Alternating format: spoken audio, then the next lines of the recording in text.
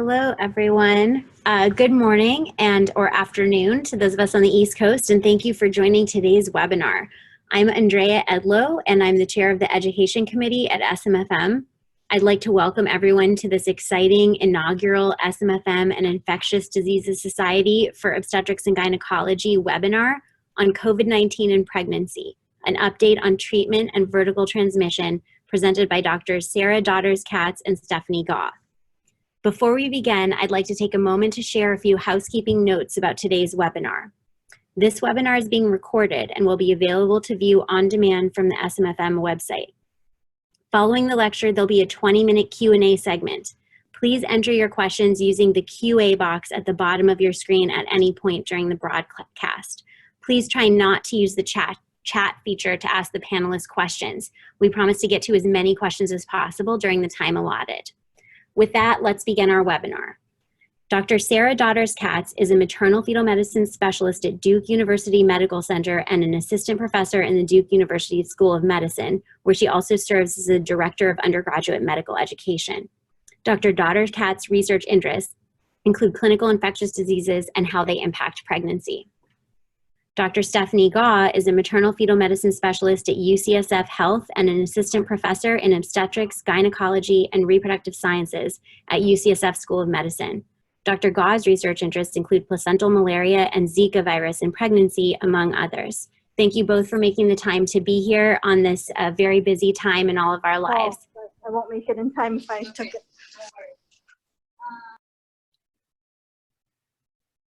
Thank you, Andrea, for that really nice introduction. I am really honored. Thank you to SMFM and IDSOG for this opportunity. And I'm excited to talk to you all a little bit about the treatment of coronavirus in pregnancy today. I have nothing financial to disclose, but I do want to be transparent that in Durham, we've been really fortunate. Social distancing has been really effective. And so our COVID numbers among pregnant women have been pretty low. And though we do have some outpatient cases and a couple critically ill patients, I have no doubt that many of you in the audience will have more firsthand experience in managing these patients than I do. And so I'm excited to kind of share in our collective experience during the Q&A. Throughout our session today and by the end, I really hope that I can help you create a framework for thinking about disease severity, and then how do we apply that framework to patients along the entire obstetric spectrum. In order to do that, first, we're going to need to define levels of coronavirus severity. Then I want us to transition to think about what do we know as far as outpatient management and what do we not know? What do we know about inpatient management, both in patients that present with obstetric complaints and also those that don't have an obstetric issue, present with a coronavirus related concern, but also happen to be pregnant? And within that, what are our areas of inquiry? So the WHO has given us some really helpful guidelines as far as how do we define coronavirus severity, starting with sort of the asymptomatic or pre-symptomatic patient all the way down to critical illness. Asymptomatic or pre-symptomatic are just that. Those are individuals who've had a positive test for the coronavirus, but haven't yet or haven't at all developed any symptoms. Individuals with mild illness are those who, again, have tested positive. Maybe they had fevers or chills, body aches, some cough, sometimes GI symptoms. They don't have any of the scary or concerning symptoms like shortness of breath, things of that nature, and they don't really have any comorbidities. And these individuals usually are able to be managed at home without any problems. Those with moderate illness, again, are those who have evidence of lower respiratory disease, either by clinical assessment or by imaging, but importantly are able to maintain their oxygen saturations above 93%. Severe illness, of course, obviously is more concerning. Those are individuals who have tested positive for coronavirus, but are unable to maintain their respiratory status. So either they're desaturating with an oxygen saturation of below 93%, they're impressively tachypnic with a respiratory rate above 30, their ratio of PaO2 to FiO2 is low, or their lung imaging is just really impressive with a high percentage of lung infiltrates. And critical illness, I think, sort of speaks for itself, but essentially these are your individuals in respiratory failure with multi-organ dysfunction who are incredibly ill. So now that you have that framework, how do we figure out where do our patients fit in that framework? And step one is just first figuring out the disease severity. And I know a lot of you have probably seen this graphic that's put together by ACOG and SMFM, but I think it's a really helpful algorithm to think about how do I fit my patient into the disease severity, thinking about, do they have any really concerning symptoms? You know, if yes, they go into the high risk category and probably, you know, have either moderate, high, moderate, severe disease. Do they have clinical or social risks, in which case they may go into the moderate category. And if not, then they probably have low risk disease and can be managed as outpatients. I think this is helpful to share, if you haven't already, with sort of your nursing colleagues, individuals on the front lines who are kind of triaging patient calls, or if you work at an institution with learners, this is a great way to kind of think through triaging your coronavirus patients with your learners. So let's transition now that we know kind of how do we think about triaging, creating that framework. What do we know about outpatient? I do want to start by saying that patients with severe and critical illness are going to need inpatient care. Those with moderate illness we'll touch on in a couple slides, but I think those are really going to be case by case as far as how do we manage them. So what do we know about women with mild or asymptomatic disease in the outpatient world? We've all probably sort of incorporated this limited prenatal care or prenatal care spacing in order to help provide social distancing. And in general, I think that seems to be going pretty well. We've definitely all taken a deeper dive into telehealth than we'd ever done before. This is a great way for social distancing in order to protect non-infected patients as well as ourselves and our clinical staff. It's also a really effective way to check in on your patients with mild or asymptomatic disease. So those individuals who you're worried about maybe developing more severe symptoms, a telehealth visit is a great way to kind of make sure they're not actually getting sicker. I think for the majority of patients at the majority of times in pregnancy, often you can delay a routine prenatal visit until they're outside of that infective window. And I think that also corresponds to ultrasound. So for the patient who, gets infected by a household exposure at 17 and a half weeks, tests positive, but only has mild disease and really doesn't have any risk factors, you could probably push her anatomy ultrasound until she's outside of that window safely without any issues. The other kind of interesting thing I want to bring up is the idea of a COVID-specific clinic. And what I mean by this is one specific location where all the patients in your healthcare system who have tested positive for coronavirus get managed and get seen if they need to be seen. The pros of this are many. One, it cohorts those corona positive patients away from your non-infected patients and also the rest of sort of your healthcare workers in your healthcare setting. Two, it also creates a group of kind of subject matter experts, and not just physicians or obstetric providers, but also your front desk staff, your medical assistants, your nurses. All these individuals get more comfortable kind of interacting with patients who are infected. They get better at donning and doffing. Most of your PPE can kind of go in a similar area. And so though you're going to need it at your outlying clinics, you can kind of cohort it all in the same way. So it's just sort of a creative way to kind of safely manage your coronavirus patients who need to get seen. As far as imaging, we don't really know a lot about the implications of the virus in the early pregnancy, but I think most experts would recommend for women who have virus in the first or early second trimester, a detailed anatomic survey.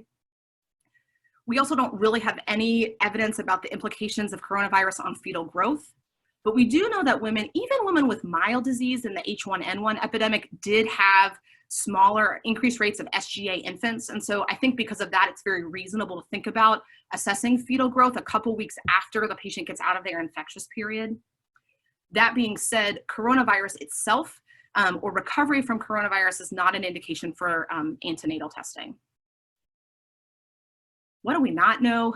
A lot of things, but one of the big questions I think that comes up is, when is a patient no longer infection? When does she no longer need to be quarantined? What you see on this slide is the CDC guidelines as far as for healthcare workers when they can return to work after being positive for coronavirus. And there's a testing-based strategy and a non-testing-based strategy, both of which are based on symptoms.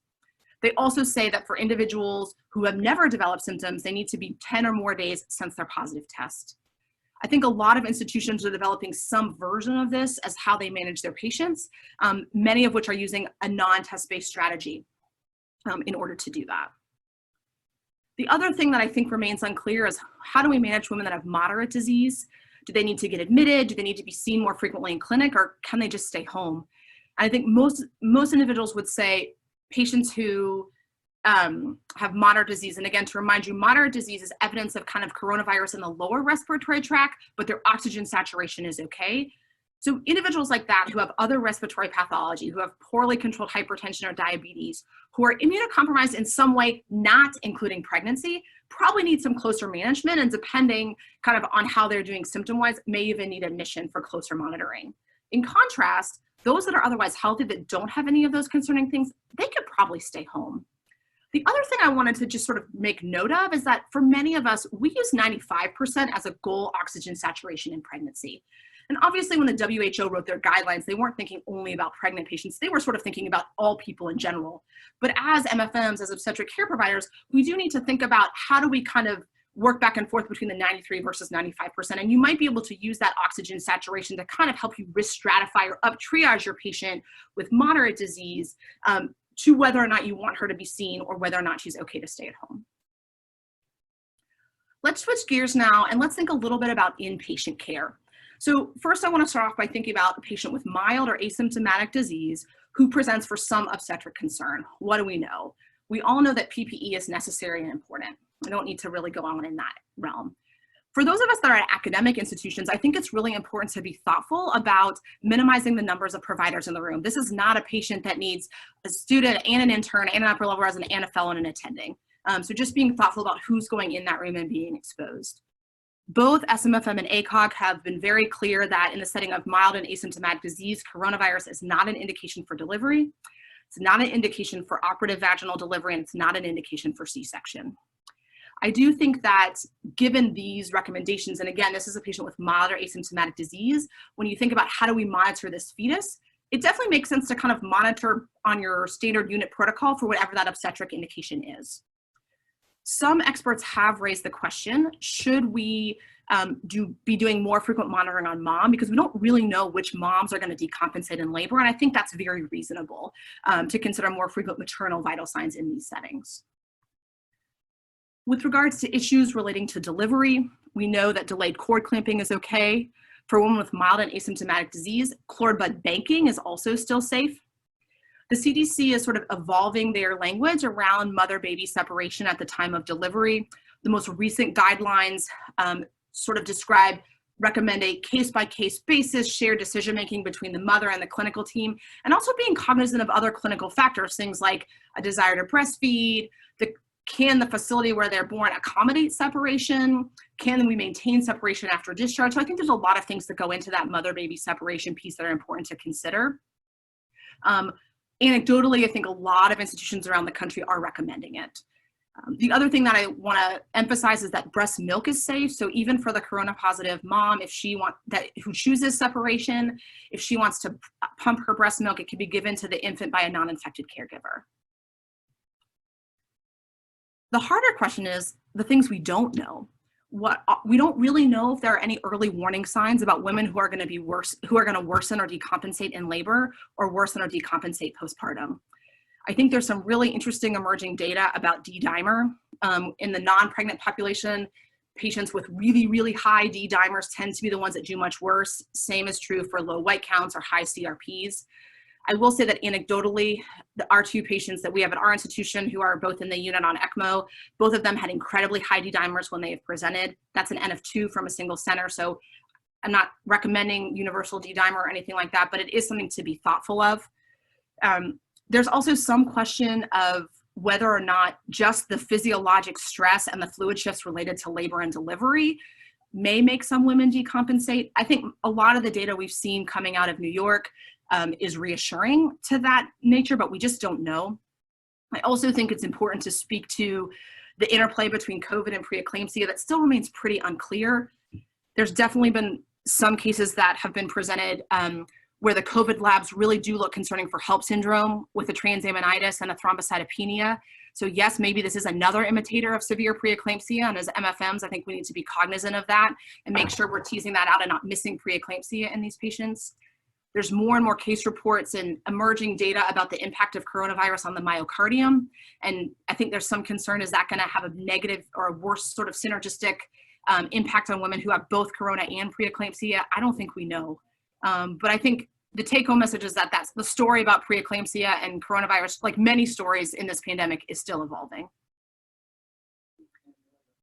Now let's think about women that have moderate disease. So again, evidence of lower respiratory disease, but able to maintain their oxygen saturations, who present with obstetric concerns.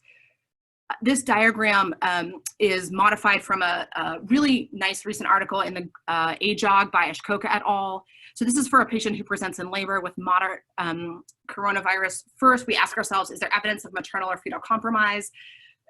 If yes, we're going to proceed towards cesarean delivery with the respiratory status guiding our anesthetic agent.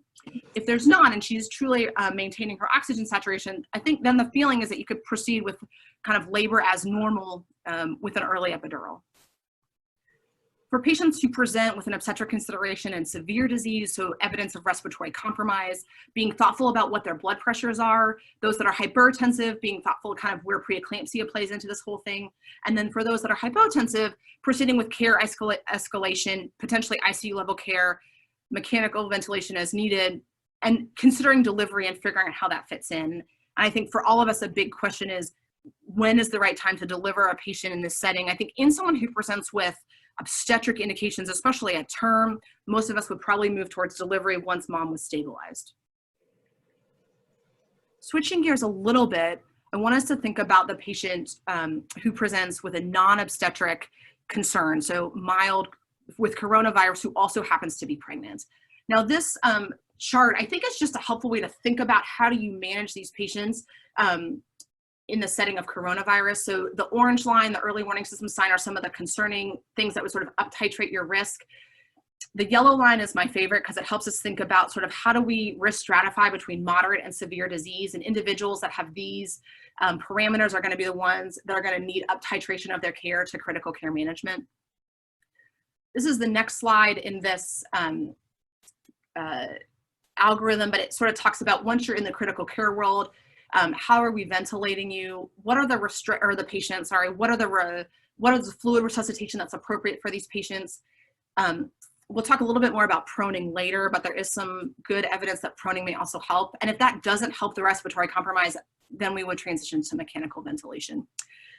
I think our job as MFMs and as obstetric care providers is really to be thoughtful about how do we adjust this to when the patient is also pregnant and has this going on. So for women who are admitted with coronavirus that have severe or critical disease, what do we know? We do know that corticosteroids have been associated with worse outcomes in a lot of these settings. And so from a risk-benefit perspective, antenatal steroids after 34 weeks are not recommended. For those with severe disease, before 34 weeks, it's reasonable to consider. And then those with critical illness, it's something to discuss kind of on a case-by-case basis.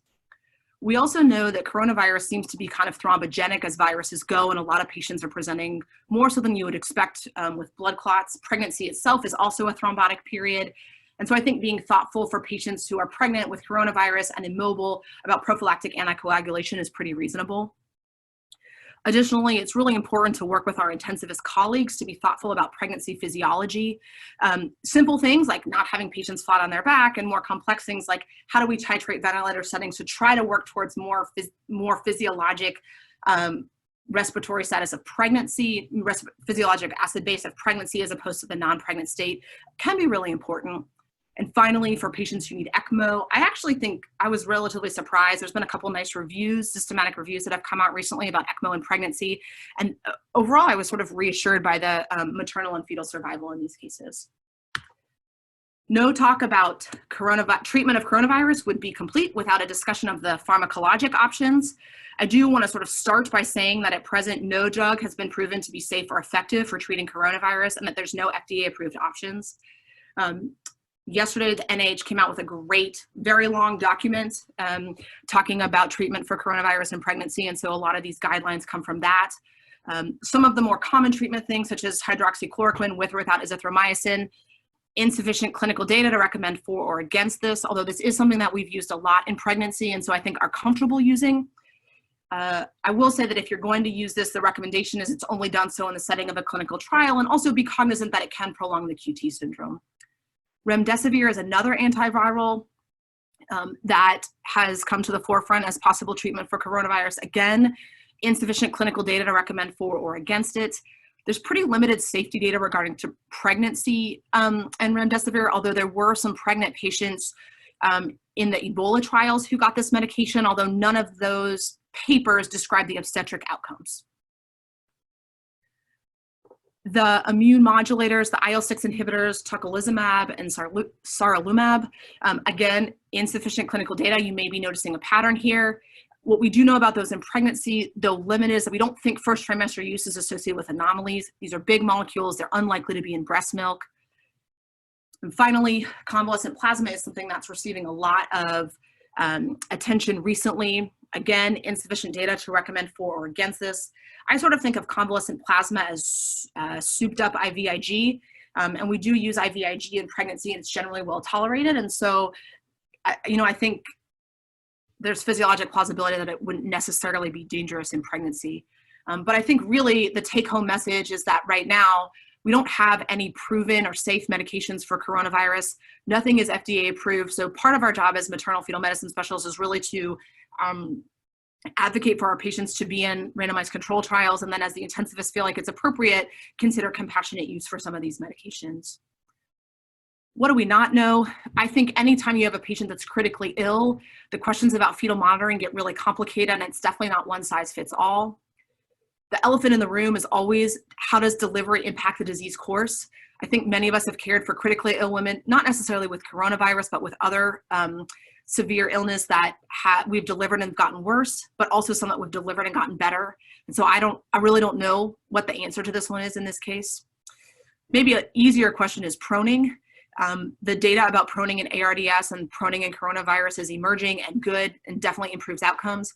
When I think about proning a pregnant patient, I sort of think of a massage table, like a pregnancy massage table with the belly cut out. But as you can see from the photo on the left, if you do good pillow Tetris, you can actually safely prone a pregnant patient and protect her abdomen. And I think it's something that's reasonable to try.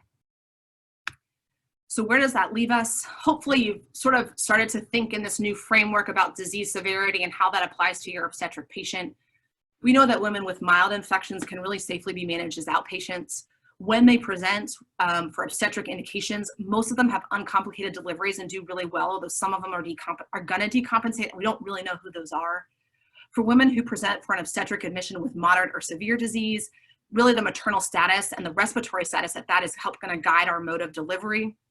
And for women who have a coronavirus specific infection that happen to also be pregnant, this is really a time for us to work with our intensivist colleagues to do our best to, help them be cognizant of the physiology and what's different about this pregnant patient from the non-pregnant patient, and also kind of work together for the best outcomes for mom and baby. And I did include a link to these NIH guidelines, so I do think it's a really good read and really helpful. And actually there's a lot about pregnancy in those.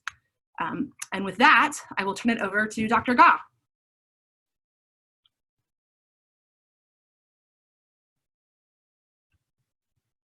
Good morning. All right, so thank you so much to SMFM and IDSOG for inviting me to speak today. I'm really honored to be here. I was tasked with summarizing the data to date regarding vertical transmission of SARS-CoV-2. I have no disclosures, but like Sarah, we have also been very lucky here in San Francisco and have very, very low rates of disease. And so I have not had the firsthand experience with caring for COVID positive pregnant patients as many of you guys do. I do have a disclaimer that due to the rapidly changing literature available, the data presented here is most likely already outdated. As of yesterday was the last time I did my PubMed search. So in looking for reports of COVID-19 in pregnancy. Excuse me, Dr. Gaw, we can't see your screen. Oh, you Do you mind resharing? Yeah. Thanks. Thank you. Sure.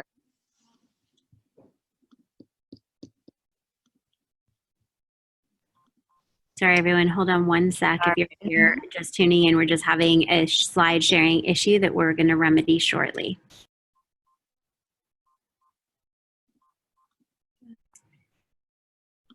People are asking maybe if we could answer a couple questions now while we're trying to get the slides up. I think that's a great idea. So Dr. Dotters-Katz, people had a couple questions about eligibility for clinical trials and compassionate use. Could you go into a little more details about the various medications and how it's working at your institution or others, which patients would get certain treatments or be eligible for trials? Yeah, absolutely. I will say that it's my understanding that many clinical trials are not enrolling pregnant patients, unfortunately, although I think most of these options are available for compassionate use for pregnancy. And including the convalescent plasma and remdesivir, which is what we're working on getting for some of our critically ill patients. Great. There were other questions about home pulse ox monitoring. Is anyone considering home pulse ox monitoring for patients who go home who are still mildly ill? I think that's a great question. We did have a recent patient who had a lot of subjective dyspnea, and we did send her home with a home pulse ox, which remained reassuring. So I think for patients that have access to that, it's not, I think it's definitely something to consider. I don't know how readily available it would be to all patients from like a cost perspective. There were some questions about an O2 SAT threshold of 93% in the algorithm versus 95%. Yes, I think that's a great question that I don't have a perfect answer to. You know, what I think it's reasonable to use either one. I think probably what I would do is, for my patients with mild or asymptomatic disease, I'd be more likely to use 95 as a sign. If they were below 95, I'd be worried they were starting to move towards that moderate or kind of starting to decompensate. And then patients with moderate disease, as they got closer to the 93, I'd be much more worried about them. Whereas if they had moderate disease, what were above 95, I'd be really reassured. So I don't know that there's a perfect answer. Oh, perfect. Here are Stephanie's slides. Okay, we're back online, so we will suspend questions till the end now. Thanks, Dr. Gaw. Zoom just kind of froze, so I had to close out and come back in. But here we go again. Now you can see? Yes, we can see fine. Thank you. So I think I was here. So basically searching the English language publications in PubMed and using like COVID for reports of COVID-19 or SARS-CoV in pregnancy or newborns. I found a total of 44 papers that have been published, encompassing a total of about 450 cases of pregnant women and or newborns. As you can see, the majority of them are out of China, which make up about 3/4 of the total cases, around 300. But it is important to note that at least 15 of these papers are reporting data from overlapping hospitals and institutions and time frames. So it is unclear whether there are duplicate patients reported either from the maternal or the neonatal side. And of course, we lack data for outcomes in first and second trimester infections at this time. Most of the reports have been in third trimester or peri-delivery infections. So in thinking about whether or not vertical transmission of SARS-CoV-2 is possible, we need to look at a few different things. The first is whether there is biologic feasibility for in utero, intrapartum, or postpartum transmission. There is evidence, both serologic and virologic evidence of vertical transmission. And at the end, I'd like to present a proposed classification system that was recently published by Dr. Shaw and colleagues out of Toronto that I think makes a nice framework for thinking about how to define true vertical transmission. So in thinking about routes of vertical transmissions, there are 3 potential routes. The first that we usually think of is the placenta, and this is from a maternal bloodborne infection that can pass through placental tissue into the fetal circulation. The cervix and the vagina is another potential source. This can be through an ascending infection, either with, for example, ruptured membranes or at the time of vaginal delivery. And another potential route of infection is through the amniotic membrane, which we don't usually think about, but there is a large surface area of amniotic membrane that is in very close approximation to maternal decidua that can serve as a conduit for transmission from the maternal side into the fetal circulation. Or sorry, into the amniotic fluid, I should say. So the angiotensin converting enzyme 2, ACE2, has been shown to be the human receptor for SARS-CoV-2. The SARS-CoV-2 spike protein binds to ACE2, which then facilitates viral entry into cells where it replicates. So the first question is whether ACE2 is expressed in maternal-fetal tissues, and the answer is yes. So ACE2 mRNA has been shown to be expressed in fetal membranes at low levels in the amnion, higher levels in the chorion, and high levels in the maternal decidua. It's also been shown to be expressed in all cells of the placenta. This is with mRNA expression at term, and there has also been reports of RNA-seq data showing that it has been, ACE2 is expressed from early pregnancy in the first trimester through term in existing data sets. The ACE2 protein is also expressed in fetal tissues. It has been interrogated in our existing RNA-seq data sets. And this paper actually showed protein expression through immunohistochemistry in fetal tissues as early as 12 weeks gestation, peaking around 24 weeks and remaining steady until delivery in normal fetal lungs. So there is biologic plausibility that SARS-CoV-2 can transmit to the fetus through maternal fetal tissues. What about intrapartum transmission? So is SARS-CoV-2 present in relevant bodily fluids and tissues? It has to date not been detected in any vaginal fluid, although the numbers are very limited. They've tested 10 postmenopausal women in the ICU with severe COVID-19 disease and did not find SARS-CoV-2 in the vaginal fluid swabs. And a total of 6 pregnant women have been tested in the literature for SARS-CoV-2 in the vaginal fluid and has not been found. SARS-CoV-2 has been detected in stool, where it seems like the PCR detection rate can persist for up to 30 days after initial presentation of symptoms. And in one report, live SARS-CoV-2 has been cultured from at least 4 stool samples, and this is confirmed to be live virus by electron microscopy. As far as in blood samples, it has been rarely detected. The largest comprehensive series is in the Wang et al. Paper that was published in JAMA, where it was only positive in 3 out of 307 samples collected from over 200 patients serially. As far as postpartum transmission, there is always the risk of immediate postnatal transmission in the delivery room, and this is most likely due to respiratory droplet and aerosol transmission. Breastfeeding and breast milk is another potential source of transmission. It has not been detected in breast milk to date. 17 milk samples have been reported, but there is, of course, a risk from close contact during nursing. When we think about serologic evidence for vertical transmission, we're talking about evidence of a humoral immune response to the virus indicating prior exposure. And this data is limited because the accuracy of serologic testing still needs to be widely validated. There are issues with test performance, the accuracy of the test, and also with the precision of the, or the specificity of the IgG and IgM that is detected. There is potential for cross-reactivity for other pathogens that has not been fully elucidated yet. There were 2 high-profile reports of possible serologic evidence for vertical transmission that were published side by side in JAMA last month. In the first one, there was a single case report of a 37-week infant who was delivered by cesarean delivery to a COVID-positive mother in a negative pressure OR.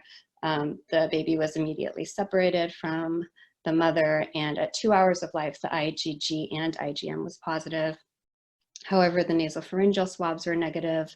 5 times after delivery, the baby was tested ranging from 2 hours to 16 days after birth. In the second paper, 6 infants were reported that were also delivered by cesarean delivery in negative pressure ORs. They were also separated immediately from their mothers, and 2 out of the 6 infants had positive IgM and IgG antibodies, and 3 out of 6 had positive IgG only. All the moms in this report were IgG positive, and no nasopharyngeal swabs were positive. All of the infants in this series were asymptomatic. So neonatal IgM is too large to cross the placenta, and so it's considered to be produced in utero, and indirect evidence of in utero exposure to virus. However, IgM and IgG assays are very prone to false positives, and serologic assays, again, are not yet well validated for SARS-CoV-2. It's important to note that all the RT-PCR neonatal samples in these cases were negative. And so serology alone is not considered definitive proof of in utero transmission, although it is suggestive. Looking at virologic evidence, we're talking about direct detection of SARS-CoV-2 in fluids or tissues by RT-PCR. And we need to consider the window of detection for these tests. That we know that for certain viruses, there's a limited window of viremia. For example, for Zika, viremia lasts for typically 1 to 2 weeks max, but maybe longer in urine. And we don't know the window of detection for SARS-CoV-2 in various body fluids yet. Also important to note that a positive PCR does not confirm infectious virus. It just detects the viral nucleic acids in the tissue or fluid, and the virus needs to be cultured to be confirmed infectious. So of the tissue samples that have been reported in the literature for SARS-CoV-2 PCR, there has been no detection of SARS-CoV-2 in amniotic fluid out of 25 samples reported. 12 placentas have been tested and reported, and they've all been negative.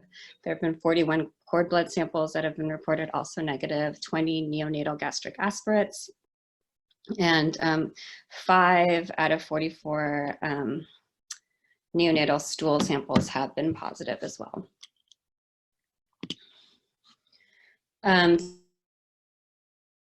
This is the most widely used test to test for vertical transmission of SARS-CoV-2. Out of about 256 that have been reported in literature, only 11 have come up positive, which is about a 4% positivity rate. Most of these tests were done on day of life 2 between hour 24 to 36, but I'm only reporting on the tests that were done prior to day of life 5. Of these 11 cases, 10 report immediate separation from the mother. Of note, on 7 out of 11 of these cases, serologies were also performed on the infant, and they were all negative. This case report was recently published just a couple of days ago out of Peru, and it's the earliest neonatal detection of SARS-CoV-2 by PCR. The PCR was performed 16 hours after cesarean delivery. So this was a term mother who was very ill with COVID and delivered by a C-section on the 29th of March. Serologies were sent for her, and they were negative, but she did have positive serologies on postpartum day 4. The neonate had negative serologies at the time of birth, but at 16 hours and 48 hours of life, the nasopharyngeal swabs became back positive for RT-PCR, and as of day of life 5, the serologies were still negative. So how can we better define a true case of vertical transmission? So Shaw and colleagues from Toronto recently published this proposed classification system and case definition for SARS-CoV-2 infection in pregnant women, fetuses, and neonates. And I think it serves as a nice framework to think about the different available tests, the timing of the tests, and how to interpret them in different clinical scenarios. So this classification takes into consideration the maternal testing. At this point, they note that since there's so little data on first and second trimester infections, that this classification at this moment really just applies to confirmed or highly suspected maternal COVID-19 positive cases within 2 to 3 weeks of delivery. It takes into account whether or not the infant is experiencing symptoms of COVID-19 or other respiratory issues, and also the timing and location of detection of virus in the infant. Timing closer to birth is more a stronger evidence for vertical transmission. And as far as the samples tested, a positive blood sample is the strongest indicator of vertical transmission, followed by amniotic fluid, placenta, and then lastly, the nasopharyngeal swab. And then also there is use of the presence of IgM antibodies to help guide clinical suspicion for SARS-CoV-2 vertical transmission. So in their classification system, they classify the cases as either confirmed, probable, possible, unlikely, or not infected. And this is a summary of their classification system. So you can see that the categories of infection are down on the left, and they are divided into congenital infections, neonatal intrapartum infections, and then postpartum infection after 48 hours of birth. And in distinguishing between and in considering which tests are positive and how to classify the presence or absence of infant symptoms is another important characteristic. So you see that in the confirmed cases across the board, a PCR positive virologic evidence of SARS-CoV-2 in some infant or amniotic fluid sample is required.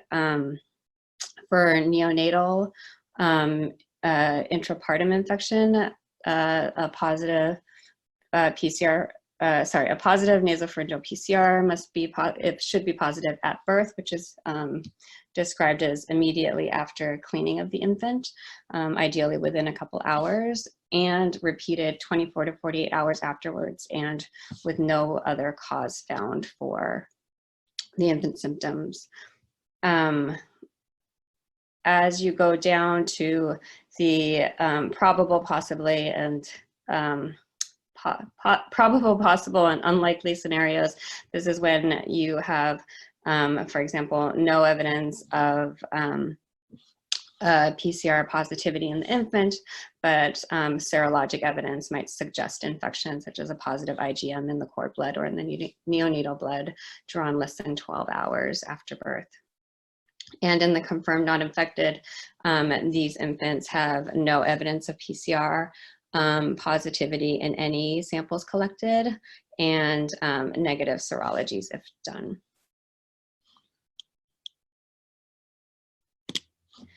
So in summary, in utero transmission of SARS-CoV-2 is possible. ACE2 receptors are present in the placenta, amniotic membranes, and the decidua throughout pregnancy. And they are also present in fetal tissue, such as the fetal lung, as early as 12 weeks gestation. Serologic data is suggestive but not diagnostic of vertical transmission.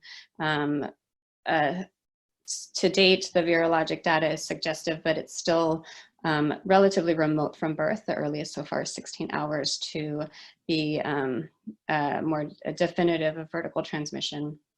And ultimately, more data is needed. We need more comprehensive infants testing at the appropriate times, for example, as soon as possible after birth. And we need more data on the duration of viral shedding and infectivity in different tissues to better understand how to interpret these test results. We need more data on the time course of antibody development, both in the mother and in the fetus, and of course, data on first and second trimester infections.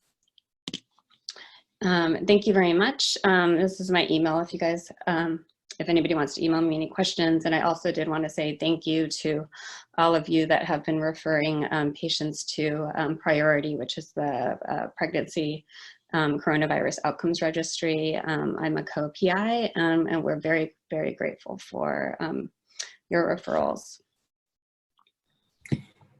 Thank you so much to both of you. Sorry, I'm sharing an office. So I see people kind of raising hands. So if people have a question that they want to ask with a hand raise, if you could just throw it in the Q&A, I'll ask it for you. So there are a lot of questions. There have been some questions about what is SMFM doing to advocate for pregnant women being included in trials. And especially because compassionate use right now is the only way that pregnant women can get novel therapeutics like remdesivir. So our COVID task force is continuing to advocate for inclusion of women in treatment trials, but as of now, compassionate use is the only available route. There are a lot of questions, clinical questions and sort of more vertical transmission questions. So maybe since Dr. Gaw just finished, we can go through some of the vertical transmission questions first. Dr. Gaw, do you think that the IgMs that have been detected in the cord are likely to be false positives? They haven't really been trended. And do you know more about what was done to ensure that this wasn't cross-reactivity? That is a great question. So accompanying those serology studies was a really excellent commentary by Dr. Kimberlin at UAB. I think most of us are still relatively skeptical that the IgM properties as far as cross-reactivity and the accuracy of the test has not really been well validated. I think those two reports came out of China, and I think in his editorial he also speaks about, I think the authors cite laboratory reported sensitivity and specificity, but this, again, the actual data for those numbers was not able to be reviewed because they were not in English. Ultimately, I do think that the possibility of cross-reactivity and false positives is real. Great, thank you for that. People have also asked about neonatal diagnosis. What about using stool as a sample? Do we know anything about if that's better or worse than nasal swabs for the neonate for vertical transmission? I think stool is very promising. The AAP now recommends a stool sample be sent at 24 and 48 hours, I believe, in their most recent recommendations. Again, I think, as research moves forward, we would like a stool sample or meconium sample closer to the time of delivery. It does seem, at least in adults, that viral shedding in stool is much longer than in the respiratory passages, so it might increase our rates of detection. But again, the data is limited at this point. People had noted that there is an article from Iran that was published 4/17 asking about the viral presence in amniotic fluid, and if you had any thoughts about that. What was the question specifically? They sent a link to the paper. It just said, is there any comment on PCR positive amniotic fluid paper published out of Iran 4/17? And I saw on your table, you said, cord blood has more evidence than amniotic fluid has more evidence than placenta. So maybe that hierarchy, kind of commenting on that. Yeah, I think I missed that article. So my talk is definitely out of date. But I think amniotic fluid is definitely much more, is stronger evidence for vertical transmission than neonatal swabs, especially if the amniotic fluid was drawn prior to rupture of membranes. Great, that's really helpful. Do you know anything about virus presence in gametes, follicular fluid, or semen? Oh, I did not look at that. I do not know. I don't either. And so I know you mentioned priority. People have asked, do you know about registries for COVID positive pregnant patients as well as those who have received specific treatments? Could you comment on what priority is collecting about women under treatment and any other registries you're aware of? Yeah, so there are multiple registries of COVID-19 and pregnancy. I think priority at this moment, is, as far as I know, is the largest one. We have about 400 patients enrolled already, of which about 60% are COVID positive. We are enrolling women that are under investigation for or have tested positive for COVID-19 in the prior 2 weeks that are either currently pregnant or have been pregnant in the past 6 weeks.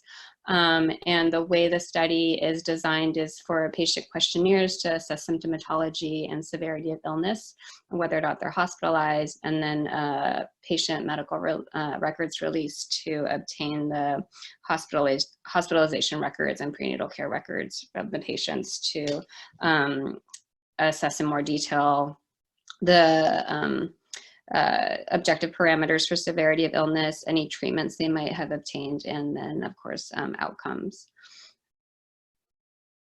Is priority only for US women, or because people are putting some international registry links in the chat function? Yes, at the moment it's only for US women in the United States, and there are a few international registries as well. Okay, so turning now to a couple of the more clinical questions, there are many questions about the potential prothrombotic state of COVID-19. What do people think about using TXA for postpartum hemorrhage given these concerns? And are people doing anything about prophylactic anticoagulation? That is a great question. I have not seen any documents come out specifically about anticoagulation for pregnant or non-pregnant patients with coronavirus, or any sort of recommendations from ACOG or SMFM about that.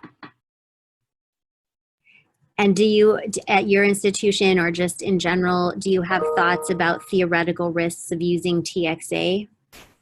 I think it probably is a little bit of a risk-benefit thing for a patient who's really bleeding. I think TXA is really effective, especially in a patient who's not immobile, who doesn't have other risk factors for clot. I think it would be reasonable to consider. Great, thanks. And we will have some upcoming guidance from SMFM about anticoagulation coming out shortly as well.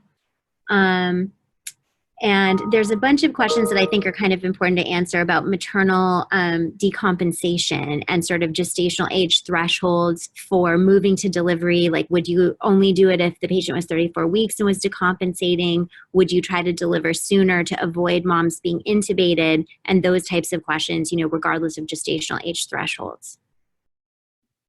Gosh, I really think those are fantastic questions, and I don't think there's a one-size-fits-all answer.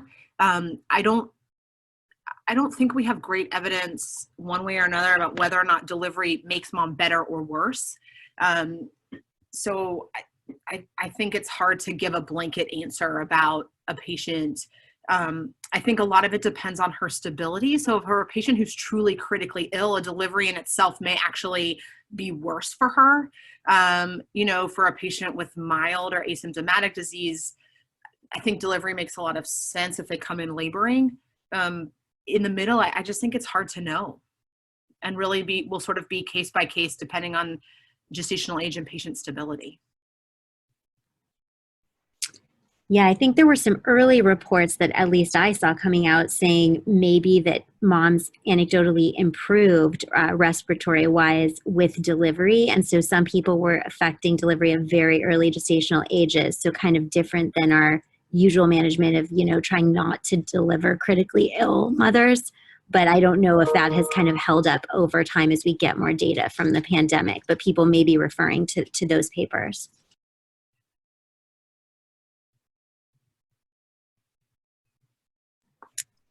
So turning to other questions, distinguishing preeclampsia and HELP in the setting of COVID-induced lab abnormalities, any thoughts or guidance there?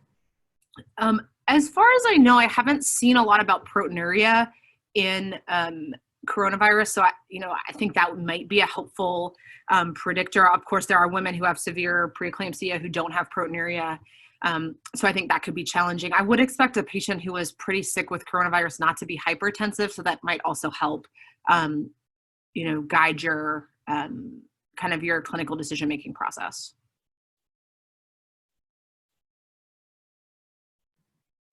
Great. Along those lines, another person is asking, what about the use of magnesium in patients who have low O2 sats, whether it's for seizure prophylaxis or for neuroprophylaxis for the fetus? That is a great question. In general, I believe that for a patient with normal renal function, they should be able to clear the magnesium effectively, and I don't think it should necessarily increase their risk of pulmonary edema, although I would use it really thoughtfully and be really cognizant of renal function.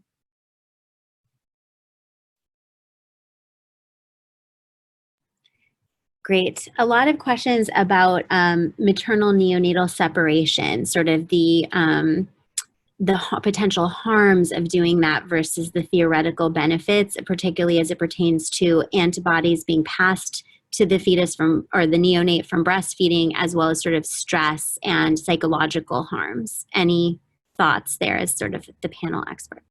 Gosh, you know, I think you really just spelled out both sides of the argument really, really well.